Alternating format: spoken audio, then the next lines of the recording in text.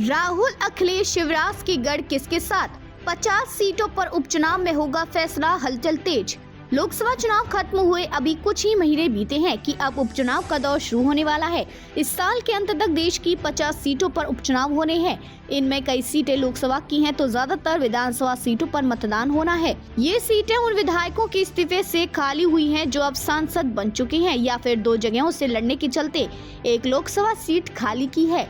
माना जा रहा है कि इन सीटों पर हरियाणा, महाराष्ट्र, जम्मू कश्मीर और झारखंड जैसे राज्यों में विधानसभा चुनाव के साथ ही वोटिंग कराई जा सकती है।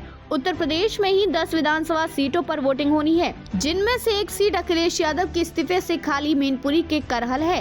इसके अलावा अयोध्या के सांसद बने अवधेश प्रसाद की सीट मिल्कीपुर भी है।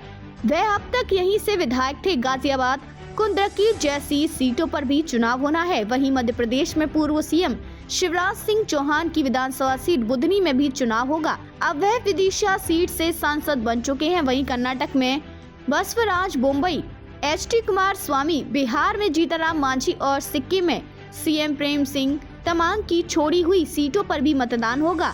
बंगाल की भी 6 सीटों पर उपचुनाव, बिहार और पंजाब में 4-4। उपचुनाव में सबसे ज्यादा यूपी की सीटें हैं तो दूसरे नंबर पर पश्चिम बंगाल है।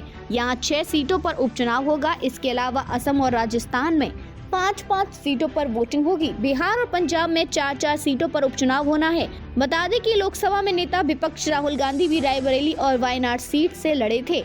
उन्होंने चुनाव के बाद रायबरेली से सांसद बने रहने का फैसला लिया और वायनाड से इस्तीफा दे दिया। अब वायनाड से उनकी बहन प्रियंका गांधी चुनाव लड़ रही हैं। नियम के अनुसार किसी भी सीट को 6 महीने से ज्यादा खाली नहीं रखा जा सकता।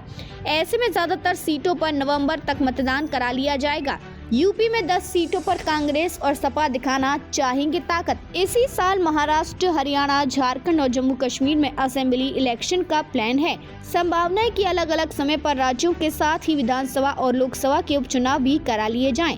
कई राज्यों में तो उपचुनाव को भी सरकार के लिए जनादेश के तौर पर माना जा रहा है। यूपी में भाजपा को लोकसभा चुनाव में झटका लगा था। ऐसे में अब 10 विधानसभा सीटों पर जीत के जरिए वह ताकत दिखाना चाहेगी। वहीं सपा और कांग्रेस एक बार फिर अपनी ताकत को दिखाना चाहेंगे।